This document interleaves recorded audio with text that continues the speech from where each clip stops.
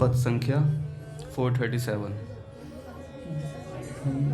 जब ते मैं देखे नंद नंदन खेलत जमुना कूलरी। जब ते मैं देखे नंद नंदन खेलत जमुना कूलरी। तब ते कुल को कूल बही गयो गई सब सुध बुध भूलरी। तब ते कुल को कूल बही गयो गई सब सुध बुध भूलरी। तन मन प्राण पलटी गए सगरे भय कान के रूपरी। मन प्राण पलटी गए सगरे भय कान के रूपरी। निस दिन अनुभव करत आपु मह मोहन रूप अनूपरी। निस दिन अनुभव करत आपु मह मोहन रूप अनूपरी। घर बार जल थल नभ कानन जाता दृष्टि पसाररी। बाहर जल थल नभ कानन जहाँ तहाँ दृष्टि पसाररी। तहाँ तहाँ नित निरतत निर खो प्यारो नंद कुमार री। तन तन हो नित निरतत निरखो प्यारो नंद कुमार री। हो बोरी की दृष्टि पलट गई की जग छायो श्याम री। बोरी की दृष्टि पलट गई के जग छायो श्याम री। नैन प्राण मन सब जाट के रूप सुधारस धाम री। नैन प्राण मन सब जाट के रूप सुधारस धाम री। जब ते मैं देखे नंद नंदन खेलत जमुना कूलरी। जब ते मैं देखे नंद नंदन खेलत जमुना कूलरी। राधा राधा राधा राधा राधा राधा राधा राधा राधा राधा राधा राधा राधा राधा।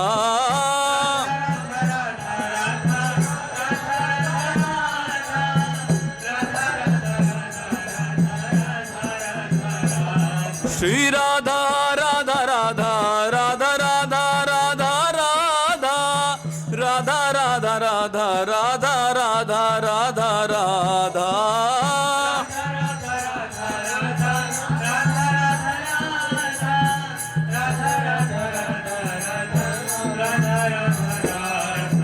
राधा राधा राधा राधा राधा राधा राधा राधा राधा राधा राधा राधा राधा राधा।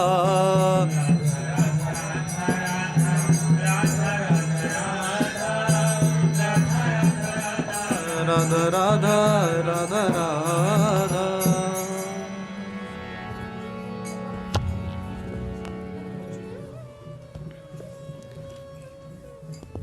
बोले भक्तवत्सल भगवान की जय। पूज्य श्री भाई जी महाराज की जय। पूज्य श्री राधा बाबा की जय। पूज्य मैया की जय। अपने प्यारे भैया की जय। पूज्य दादा की जय। भक्तवत्सल भगवान की जय। हरि बोल। बड़े सौभाग्य का क्षण है कि आज भी हमें सत्संग और कीर्तन का परम लाभ प्राप्त हो रहा है।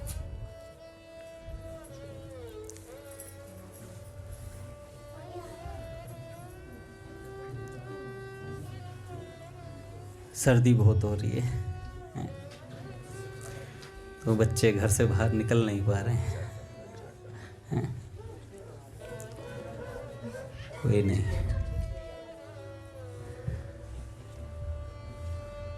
ये ठंड तो सत्संग की गर्मी से ही दूर होगी। हाँ तो देखो हमारी मैया कह रही आज ठंड है भी ना।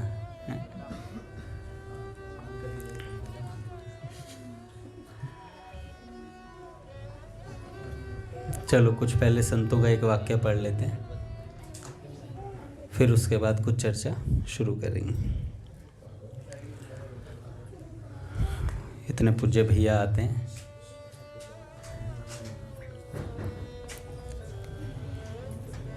पूज्य स्वामी जी कहते हैं, संसार में कोई सहारा देने वाला नहीं है, सब छूटने वाले हैं। जो मिलता है और बिछुड़ता है वह अपना नहीं होता।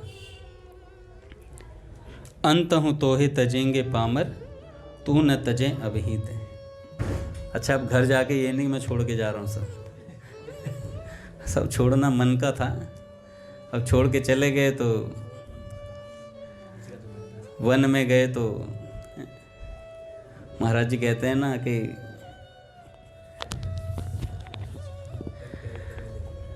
ये घर किसका है? कहते त्यागी जी का। आवाज कहाँ से आ रही है? मोनी जी के यहाँ से। अरे बालक किसके दौड़ रहे हैं? कह रहे ब्रह्मचारी जी के। तो भैया वन में भी भजन नहीं है अब। असल में भजन तो मन में वन बनाने का था। मन में वन बन जाए, हजारों की महफिल में भी ये दिल श्याम सुंदर को खोज ले, तब है मजा। तो एक संत कह रहे थे आज, बिन सत्संग विवेक न होई, राम कृपा बिन सुलभ न सोई। तो बिना सत्संग के विवेक नहीं होता, तो इसलिए अपना घर सदा सत्संग रूपी गंगा के किनारे ही होना चाहिए। सत्संग रूपी नदी के पास घर रहेगा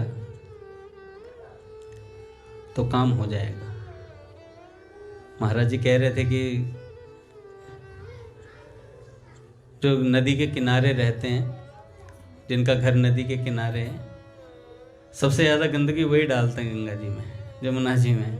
सारा कूड़ा करकट जितना भी होता है, कह रहे थे कि जमुना जी के किनारे, हम तो जमुना जी के किनारे रहने वाले हैं। उस संत जो हैं उन्होंने कहा कि भैया सारा जमुना जी में ही जाता है। तो कह रहे पर लाभ क्या है नदी के किनारे घर बनाने का? अभी आपने देखा होगा वृंदावन में जब जमुना जी में बाढ़ आई तो किसी को जमुना जी तक आने का कष्ट नहीं उठाना पड़ा, जमुना जी घर तक पहुंच गई। बड़े बड़े मंदिरों में अभिषेक कर दिया जमुना जी ने भगवान का, ऐसी भी जगहें थी। तो महाराज जी ने कहा कि देखो जिन नालियों से गंदगी बहती थी, उन्हीं नालियों के थ्रू जब बाढ़ आई तो घर तक पहुंच गई और वहां पर अभिषेक कर दिया। तो महाराज जी ने बड़ा सुंदर समझाया, कहा कि जिन इंद्रियों से हम गंदगी डाल रहे हैं, उन्हीं इंद्रियों से जिस दिन संत रूपी नदी में बाढ़ आएगी तो उन्हीं इंद्रियों के थ्रू भीतर जाकर के सब स्वच्छ कर दिया जाएगा, उन्हीं इंद्रियों के थ्रू। तो जिन्हें हम अभी परेशान हो रहे हैं जिन चीज़ों से, जब संत रूपी नदी के किनारे हमारा घर होगा तो काम होगा हमारा। पर रहना पड़ेगा सत्संग में, ऐसे काम नहीं चलेगा रघुनाथ जी, ऐसे काम नहीं चलेगा। कहाते हैं उनके पर उन जैसे बन नहीं पाए, कहाते हैं बाबूजी बाबा के पर उन जैसे बन नहीं पाए, तो फिर लाभ क्या है? भैया के कहलाते हैं और जीवन में श्री कृष्ण ना आए, ऐसा हो नहीं सकता। है ना, होना चाहिए भी नहीं ऐसा। पर रह कौन पाएगा, ला कौन पाएगा श्री कृष्ण को अपने जीवन में? जो संत की व्यवस्था में आएगा, संत के सिद्धांत में आएगा, वो आ पाएगा। बड़ा सुंदर, आज मैं कुछ चैतन्य चरितामृत के विषय में सुन रहा था, और प्रारंभ में कह रहे थे कि जैसे राम जी का चरित्र है काका, राम जी अपने कक्ष में भी बैठते तो सीधे बैठते हैं। राम जी अपने निज कक्ष में भी माँ जानकी के साथ बैठते तो सीधे बैठते हैं एकदम, और बाहर निकलते तो सीधे रहते ही हैं। राम जी बिल्कुल सीधे साधे एकदम से।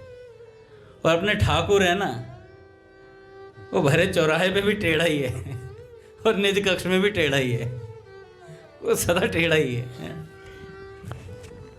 कह रहे अगर धर्म की अगर पिक्चर खींचनी हो तो साक्षात राम जी बन के आएंगे, और किसी को ईश्वर की महत्ता का, ईश्वरपना क्या होता है, भगवानपना क्या होता है, तो श्री कृष्ण में नजर आएगा। तो कहने लगे इससे भी ऊपर कोई बात है क्या? तो संत भगवान कह रहे थे कि इससे भी ऊपर एक बात है, जब भगवान भक्त बनकर आए तो क्या होता है। उस विलक्षणता का अनुभव कराने के लिए चैतन्य महाप्रभु का प्राकट्य हुआ था, कि जब भगवान बताने पे आए कि भक्त क्या वस्तु है, भक्त कहते किसे हैं, भक्त का स्वरूप क्या होता है, भक्त कैसे भगवान से प्रेम करता है, कैसे भगवान के लिए जीता है, कैसे भगवान के लिए मरता है, तो अगर वो चरित्र देखना हो तो चैतन्य महाप्रभु का चरित्र देखा जाएगा। वहां पर नापा जाएगा कि हाँ भाई भक्त हैं ये। तो ऐसी ही बात है महाराज, जब हम संतों के निकट रहते हैं तब ये सारी बातें पता चलती हैं हम लोगों को।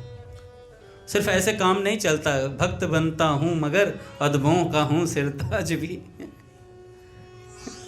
ऐसा हो नहीं सकता।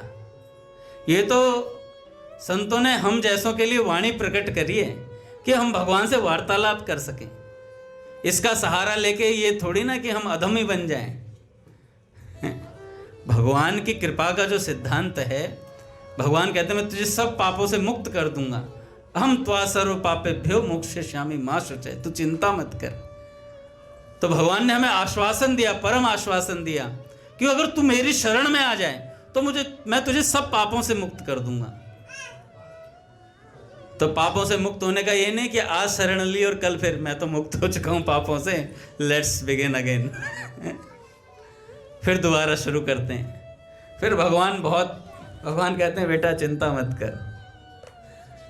कई लोग कहते हैं गंगा जी में नहाए, पाप धुल गए सारे, तो गंगा जी देख लेती हैं पहले से कि ये नहाने के बाद जब बाहर जाएगा फिर दोबारा से फ्रेश पाप करने की सोचेगा, तो पापों से कह देती है अभी जाना मत, बैठ जाओ थोड़ी देर, इसके मन को पढ़ लो। और मन को पढ़ते जैसे बाहर निकलता कहता है फिर करेंगे शुरू, तो पाप गंगा में इशारा करते हो, पाप फिर से बैठ जाते हैं आकर के, मुक्त नहीं हुए। तो इसलिए भगवान कहते हैं मेरी शरण में आ जाए, एक निश्चय कर ले। पूज्य भैया ने कहा था कि जब कोई साधक निश्चय कर लेता है अपि चेत्सो दुराचारो भजते माम अनन्य भाग, कि दुराचारी भी है वो साधु रेव हो गया, मतलब साधु बन जाएगा तत्काल। अगर उसने दृढ़ निश्चय कर लिया कि आज से मैं पाप नहीं करूंगा, अब मैं भजन ही करूंगा, केवल भगवान की प्राप्ति ही मेरे जीवन का लक्ष्य है, तत्काल भगवान कहते हैं हिस्ट्री डिलीटेड, हिस्ट्री डिलीट कर देते हैं भगवान। फ्यूचर देखते नहीं भगवान, फ्यूचर में क्या करेगा क्या नहीं करेगा उससे मतलब नहीं है भगवान को, हिस्ट्री भगवान डिलीट कर देते हैं। भगवान देखते हैं वर्तमान की चाह क्या है इसकी, भगवान देखते हैं वर्तमान में हमारी चाह नंद नंदन श्री कृष्ण के साथ नंद गांव में रहने की, वर्तमान की चाह है, आगे की हम सोच ही नहीं रहे और पीछे की हम भूल चुके हैं, खत्म कहानी, मामला सेट। भगवान देख रहे हैं भैया ये नंद भवन में आना चाहता है, नंद भवन को भूषण माई, इसे मैं पसंद हूं, बस काम हो गया। उस वर्तमान की परिस्थिति से काम हो गया महाराज। हमेशा ये स्थिति बनाए रखनी है हमें कि हमें नंद भवन में पहुंचना है, हमें बरसाने में पहुंचना है, हमें जहां हमारा मन लगता है हमें वहां पहुंचना है। ऐसा नहीं संसार में नहीं मन लग रहा तो संसार में पहुंचना है, केवल भगवत विषयक वस्तुओं में मन लगा रहना चाहिए हमारा, तो काम हो जाएगा। पूज्य भैया इसी बात पर जोर देते हैं, हमें लीलाएं पढ़नी चाहिए, लीलाओं का स्मरण करना चाहिए, निरंतर बार बार वही लीलाएं पढ़ते रहो। आज एक लीला बड़ी सुंदर सुनी कि सबके मन में आता है कि पूतना को ठाकुर जी ने वध किया, ठाकुर जी ने मारा, सबके मन में यही है। भैया कान पूतना का गिरा तो क्या बन गया? कानपुर। हाथ गिरा हाथरस बन गया। ब्रजवासी कहते हैं ऐसा, हाथ जहां गिरा वहां हाथरस बन गया। बड़ी विलक्षण बात थी।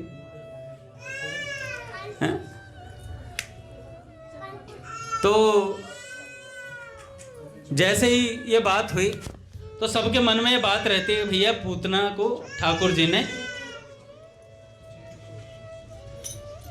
मारा, ठाकुर जी ने उद्धार किया उसका। पर एक संत कह रहे ब्रजवासियों में ये नहीं है, ब्रजवासियों को कुछ अलग पता है। भैया वो तो रहे हैं, उन्हें अलग पता। ये तो व्यास जी ने कहा भागवतम में कि ऐसे ऐसा हुआ, उसका अर्थ बताया। कह रहे जो ब्रजवासी साथ थे उन्होंने कुछ और बताया। उन्होंने कहा कि जब पूतना लेकर के दौड़ी श्री कृष्ण को और वक्षस्थल पे अपने दुग्ध पान कराने के लिए, जहर पिलाने के लिए लेकर के गई, तो ठाकुर जी छाती से लगे हुए हैं और नंद बाबा उधर वसुदेव जी से मिलकर के आ रहे थे। तो वसुदेव जी ने कहा कि नंद जी आप थोड़ा जल्दी जाइए और जल्दी जाओ, मुझे कुछ ना अशुभ संकेत हो रहे हैं। तो नंद बाबा दौड़े चले और रास्ते में पूतना दिख गई, रास्ते में पूतना दिख गई और श्री कृष्ण को लिए हुए थी। अब भैया नंद बाबा में इतना आवेश आया, नंद बाबा ने अपनी लकुटिया फेंक के मारी। करे इस पूतना को तो मैं मारूंगा, और लकुटिया फेंक के मारी। और इधर भगवान ने पूतना के प्राण खींच लिए।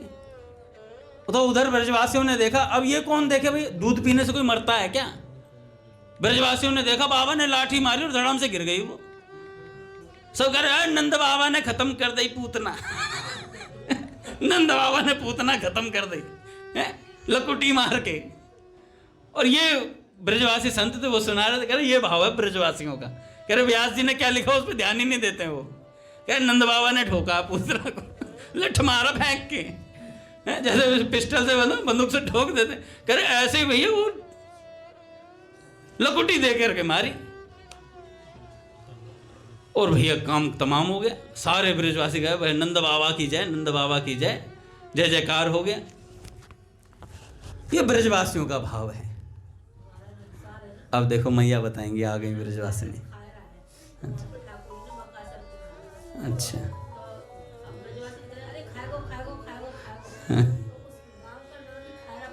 देखो भैया खायरा गांव। तो ब्रजवासियों की लीला अलग अलग है महाराज।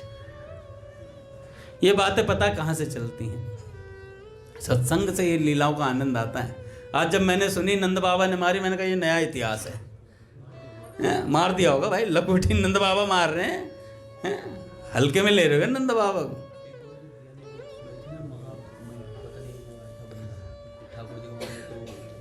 हाँ वो पद रत्नाकर में जो लीला थी भैया ने सुनाई थी, महाबल चौकी बेलना सब। तो भैया यहाँ पे तो ब्रज की तो लीला का ही आनंद कुछ और है महाराज। संत कह रहे थे कि गिरिराज जी किसने उठाया, ये भी अलग है ब्रजवासियों के दिमाग में। वो सब अपना, भैया ब्रजवासी भगवान मानते ही नहीं है। हमारा लाला है, हमारा लाला है। ये संबंधात्मक वस्तु है ब्रजवासियों के अंदर, एक ठसक होती है। तो इसलिए हम भी चाहते हैं कि हमारा संबंध भगवान से हो जाए तो हम भी कह सकें हैं। अभी तो हम कहते हैं हरि हम कब होंगे ब्रजवासी, हरि हम कब होंगे ब्रजवासी, ठाकुर नंद किशोर हमारे ठकुरानी राधासी हैं, कब मिली हैं वे सखी सहेली हरिवंशी हरिदासी। तो भैया ऐसी बात है। तो संतों के सत्संग से ये बात समझ में आती है, भगवत लीलाएं समझ में आती हैं। और ऐसा आनंद उपजता है महाराज। मैं सेठ जी का चरित्र पढ़ रहा हूँ 2 दिन से, और पूज्य श्री सेठ जयदयाल गोविंदका जी का, क्योंकि मैं YouTube चैनल चलाता हूँ तो अच्छा, वो चले ना चले उससे मतलब नहीं है मुझे। मेरा सत्संग होता है 1.5-2 घंटे का, ये घर का स्वाध्याय हो जाता मेरा, तो मुझे बड़ा आनंद आता है, क्योंकि उस समय जब पढ़ता हूँ तो मन में बस यही भाव रहता है कि यार संत चरित्र चल रहा है कुछ। और आज सेठ जी का चरित्र पढ़ रहा था तो ऐसा लग रहा था आनंद में सराबोर में। सेठ जी थे, अद्भुत बल था सेठ जी के अंदर। काका वो क्या करते थे, इस हाथ पे खड़ा कर लेते थे एक जने को, इस हाथ पे, और दोनों हाथों को खड़ा कर देते थे, हाथ ऊपर उठा देते समेत, पैर खड़े खड़े से। इतना बल था सेठ जी के अंदर।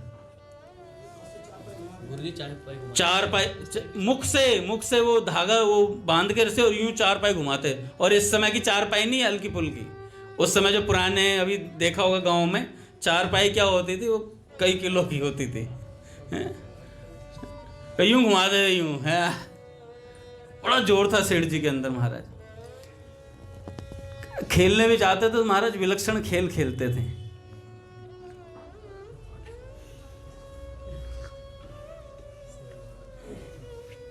बाईस साल की उम्र में भगवान के दर्शन हुए, भगवान आ गए। भगवान ने कहा कि मैं भगवान। सेठ जी ने कहा कि किसने बुलाया, किसने बुलाया? कह रहे नहीं मैं आया हूं, मुझे कुछ काम है। फिर बताओ। तो उन्होंने कहा कि मुझे ऐसे ऐसे कार्य करवाना। तो सेठ जी ने कहा कि भगवान ने कुछ मांग ले। तो सेठ जी ने कहा कुछ मांगूं, वैसे तो मैं कुछ मांगना ही नहीं चाहता, फिर भी जो मेरी मांग है वो आप पूरी नहीं कर पाओगे। तो भगवान ने कहा जन कहूँ कछुआ देह नहीं मोरे, ऐसा कुछ नहीं है जो मैं दे नहीं सकता। सेठ जी ने कहा नहीं मान जाओ, दे नहीं पाओगे मान जाओ, दे नहीं पाओगे। नहीं, भगवान ने कहा नहीं नहीं, कुछ भी ऐसी चीज नहीं है जो मैं दे नहीं सकता। तो सेठ जी ने कहा देख लो मुकरना मत। तो भगवान ने कहा नहीं नहीं, मांगो, तुम मांगो। क्योंकि पहली बार सेठ जी कुछ मांग रहे थे, निष्काम भाव के उपासक थे सेठ जी, कभी कुछ मांगा था नहीं, अपना भजन करते थे। तो सेठ जी ने कहा कि सबका कल्याण कर दो जितने लोग हैं यहाँ धरती पे। भगवान का सिस्टम मिल गया सारा। भगवान कह रहे ब्रह्मा जी करेंगे क्या, सब जॉबलेस हो जाएंगे। जब सबका कल्याण हो जाएगा, सब मेरे धाम पहुंच जाएंगे, तो सब की नौकरियां छिन जाएंगी, इंद्र जी खाली बैठे रहेंगे। सब सृष्टि इधर उधर, कुछ नहीं, उन्हें वर्षा करने की जरूरत नहीं। करते तो वो अभी भी नहीं है, करता तो मैं ही हूं सब कुछ। इंद्र भगवान क्षमा करना, सर्दियों में यहाँ पे बारिश ना हो प्रभु। तो कहाँ था मैं काका, डिरेल हो जाती गाड़ी इधर।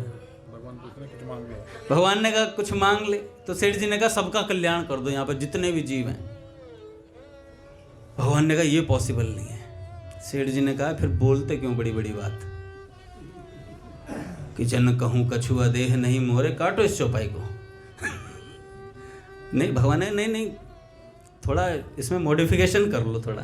सेठ जी ने कहा ऐसा कुछ नहीं है सिस्टम, देना हो तो पूरी बात होगी। कह रहे नहीं नहीं, देख मेरे कहने से, मैं भगवान हूं ना मेरे कहने से थोड़ा इसमें चेंज कर देते हैं। जो गीता भवन में 3 दिन 3 रात रह जाएगा उसका कल्याण निश्चित है। जो तुम्हारे संपर्क में आएगा उसका कल्याण हो जाएगा। सेठ जी ने कहा चलो ठीक है भैया, इस पे एडजस्टमेंट कर लेते हैं। भैया सेठ जी ऐसे प्रचार करते थे, मैं बता नहीं सकता। 22 साल की उम्र से सत्संग बोलना शुरू कर दिया था सेठ जी ने। उनके पिताजी आर्य समाजी थे सेठ जी के, और एक पत्रिका आती थी सर्वार्थ, कुछ ऐसे नाम था उसका। तो सेठ जी के पिताजी ने कहा तुम ये पढ़ा करो। सेठ जी ने कहा कि आप मेरी बात सुनो, पहले ये नहीं पढ़ूंगा, आप मेरी बात सुनो। और भैया सेठ जी ने अपने पिताजी को सत्संग सुनाया, और उसी दिन से सेठ जी के पिताजी के मन में एक बात बैठ गई कि ये कोई अवतारी महापुरुष है, मेरा पुत्र कोई अवतारी महापुरुष है जो हमारे कल्याण के लिए आया है।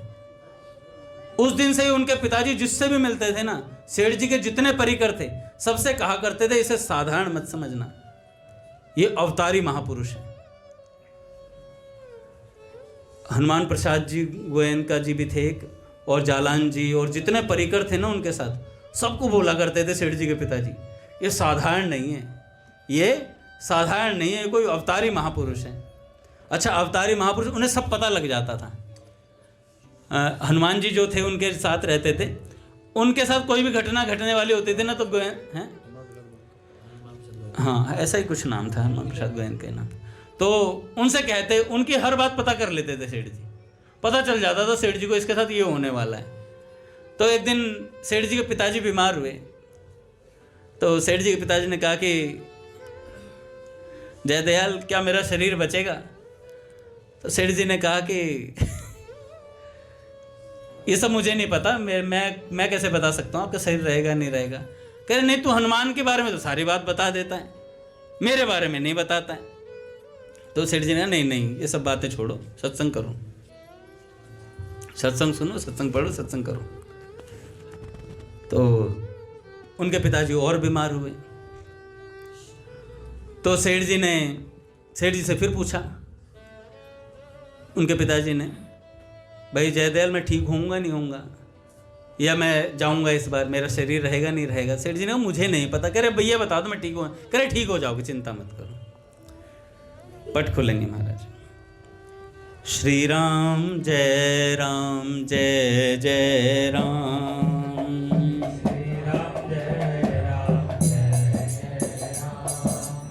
श्री राम जय जय राम,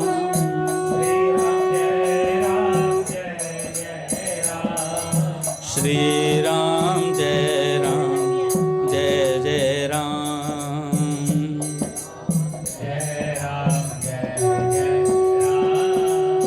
जय जय श्यामा जय श्याम, जय श्याम, जय जय श्री वृंदावन धाम,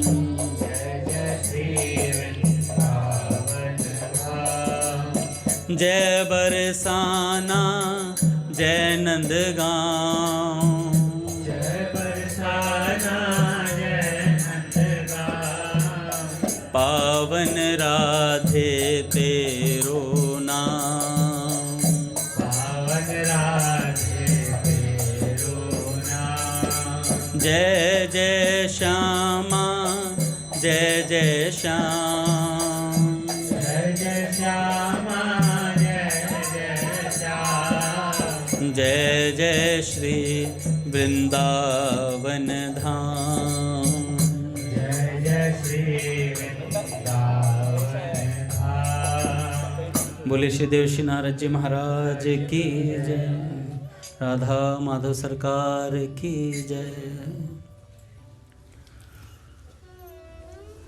तो कहाँ थे हम? सेठ जी, हाँ सेठ जी के पिताजी ने, सेठ जी के पिताजी ने कहा मैं बचूंगा नहीं बचूंगा। सेठ जी ने कहा नहीं अभी है शरीर, चिंता मत करो, भजन करो, आप सत्संग सुनो। सेठ जी रोज सत्संग किया ही करते थे। एक दिन बहुत ज़्यादा तबीयत खराब हुई, तो सेठ जी ने कहा कि, सेठ जी से कहा कि अब क्या होगा? तो सेठ जी ने कहा कि मैं नहीं बता सकता आपको, और बता दूंगा तो सब घर वालों के सामने बताऊंगा तो इनकी ये मन में आ जाएगा कि भाई मरने तो वाले हैं ही, सेवा का क्या करेंगे सेवा कम हो जाएगी आपकी। और कह दूंगा कि अभी और जियोगे तो भी सेवा कम हो जाएगी, कुछ भी कर लो जीना तो है ही तो दोनों तरीके से घाटा है, तो अभी मत पूछो। तो सेठ जी के पिताजी ने सेठ जी की माता जी से कहा कि तुम पूछो, बेटा माँ से ज़्यादा रखता है तो तुम पूछो। तो सेठ जी की माता जी ने पूछा कि भाई जयदयाल बताओ ना तुम कुछ। तो उन्होंने कहा माँ अब ज़्यादा दिन नहीं रहेंगे, इतनी बात बोल दी। तो एक दिन रात्रि को बहुत ज़्यादा तबीयत खराब थी, तो सेठ जी के पिताजी ने कहा कि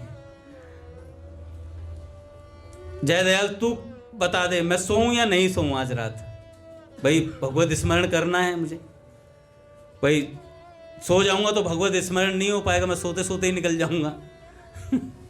तो सेठ जी ने कहा कि सो जाओ। कह रहे तेरी गारंटी है ना, जैसे मोदी की गारंटी है ऐसे ही सेठ जी ने कहा मेरी गारंटी है पिताजी, आप सो जाओ निश्चिंत होकर। मैं कह रहा हूं नहीं मरोगे, सुबह तक की गारंटी मेरी है, आप नहीं मरोगे। और महाराज उनके पिताजी निश्चिंत होकर सो गए। और जब सुबह आंख खुली तो सेठ जी ने कहा अब मेरी गारंटी नहीं है, अब मेरी गारंटी नहीं, जाओगे या नहीं जाओगे अब मुझे पता नहीं है, अब जा सकते हो। तो ऐसे अद्भुत सेठ जी थे महाराज।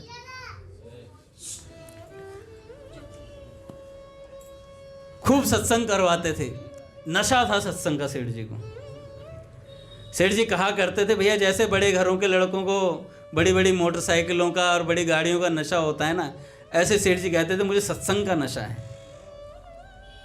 मुझे सत्संग का नशा, अहरनिश सत्संग। कैसे सत्संग होता था बताता हूं महाराज। ये जो हनुमान प्रसाद जी थे ना गोयनका जी, ये एक दुकान पे काम करते थे, और वो शायद ज्वाला प्रसाद जी कुछ नाम था उनका, जिनकी दुकान पे काम करते थे।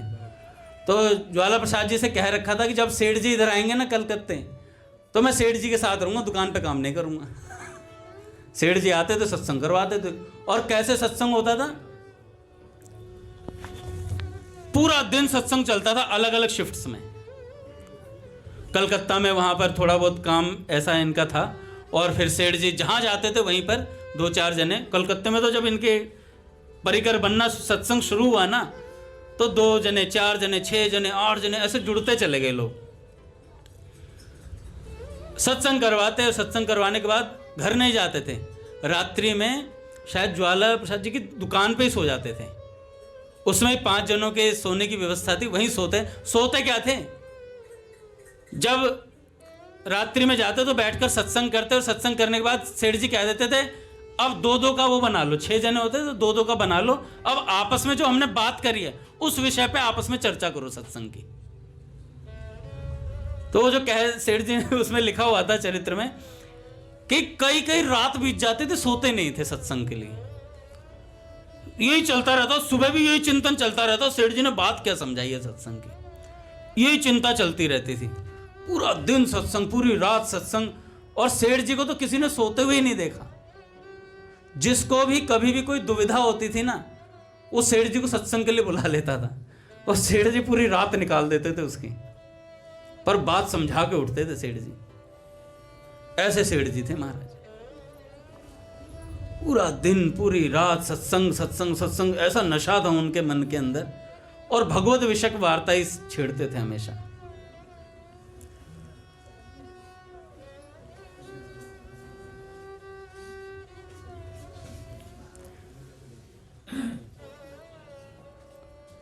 और पूज्य भाई जी के कहने पर, पूज्य भाई जी जब पूज्य सेठ जी के थोड़े नेत्र खराब हुए तो सेठ भाई जी ने कहा कि आप इलाज करवा लीजिए। तो इलाज के लिए भिवानी भाई जी साथ आए थे,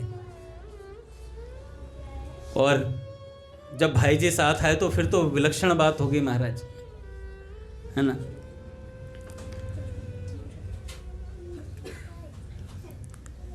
सेठ जी कहा करते थे कि संतन के संग लाग रे तेरी अच्छी बनेगी। गोविंद भवन का निर्माण हुआ कलकत्ता में ही। पहले एक छोटी सी जगह थी, फिर उसके बाद फिर और बड़ी जगह, वो भी कम पड़ने लगी, फिर और बड़ी जगह, फिर जब निर्माण हुआ फाइनली गोविंद भवन का, तो 3 मंजिला खड़ा कर दिया, 3 मंजिला गोविंद भवन खड़ा किया। वहां सत्संग होने लगा। न दिन देखते थे न रात देखते थे महाराज, सत्संग, भगवान की चर्चा। और सेठ जी कहा करते थे केवल भगवत प्राप्ति के लिए मनुष्य शरीर मिला है, केवल भगवत प्राप्ति के लिए। तब सेठ जी ने ये यात्रा शुरू करी थी, और सेठ जी के पिताजी ने एक बार जालान जी से कहा था कि तुम सारे काम अच्छे करते हो, सब चीज करते हो, पर जयदयाल की बात क्यों नहीं मानता है तू? जयदयाल की बात क्यों नहीं मानता है? बार बार कहते थे तू इसे साधारण मत समझ, तू इसे और सबसे खास परी करते जाला है घनश्याम दास जी जाना। एक बार सेठ जी ने कहा था कि मेरे जाने के बाद तुम क्या करोगे, तो जालान जी ने कहा था तो आपके जाने के बाद रहेगा कौन? आपके जाने के बाद रहेगा कौन इस इस बोझ को कौन ढोएगा, मैं नहीं रहूंगा। केवल जालान जी के लिए आए थे। ये अवतार जो हुआ था सेठ जी का, केवल घनश्याम दास जी जालान के लिए हुआ था। उन्हीं के चक्कर में आए थे महाराज। पिछले जन्म में की घटना है, वो भी सुनाऊंगा।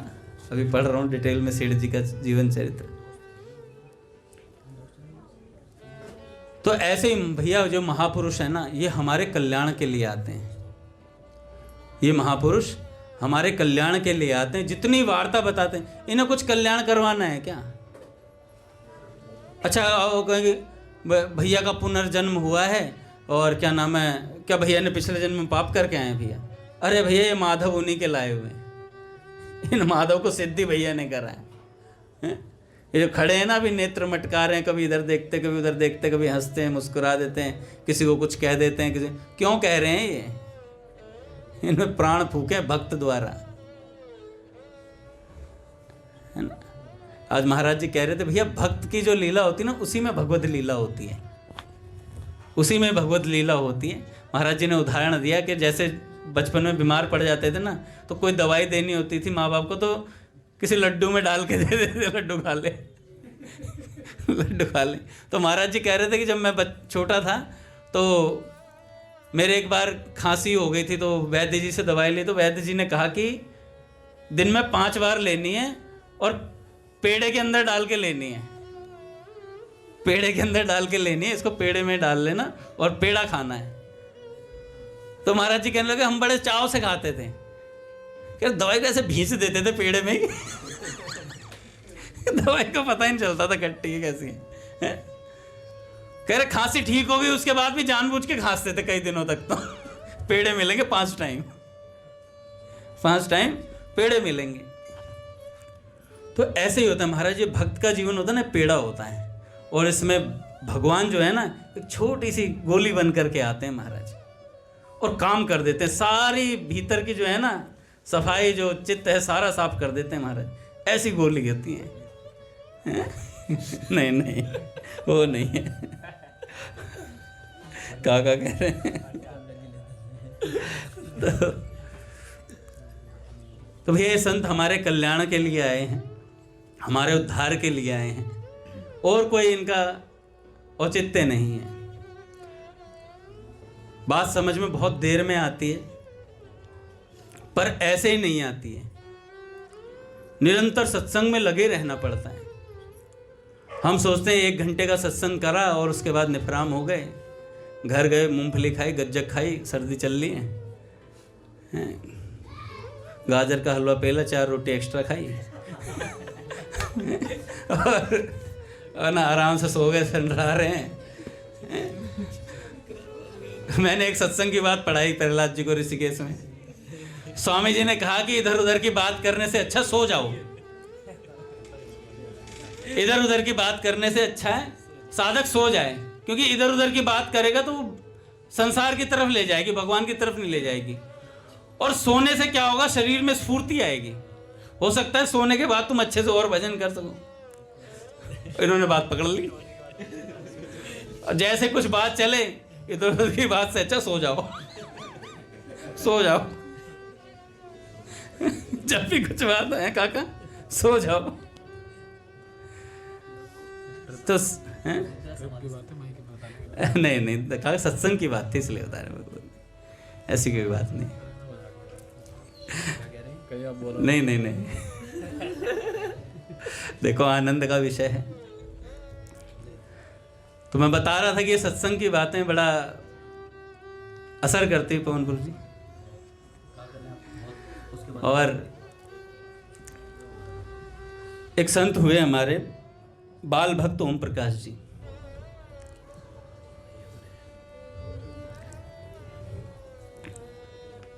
जब वो पढ़ाई करते थे आगरा में, तो पढ़ते पढ़ते उन्हें वैराग्य हुआ था। पढ़ते पढ़ते उन्हें वैराग्य हुआ था। अच्छा, अपने पढ़ाई के कमरे में वो वैराग्य वाले शब्दों को रखा करते थे, चिपका लेते थे दीवारों पर कि भैया जाना है, यहाँ रहना नहीं है। ऐसे ऐसे स्लोगन लिखे रहते थे। तुलसी ममता राम सो समता सब संसार, ऐसे ऐसे स्लोगनों को लिख लेते थे। स्वामी जी महाराज ने भी कहा अपने घर पर पर्चियां चिपका लो, हे नाथ मैं आपको भूलूं नहीं, संसार असार है, ये सब चीजें चिपका लेनी चाहिए, कभी ना कभी काम आती हैं। मैंने इसका पालन किया है अपने घर पे, आप आना कभी, दिखेगा आपको।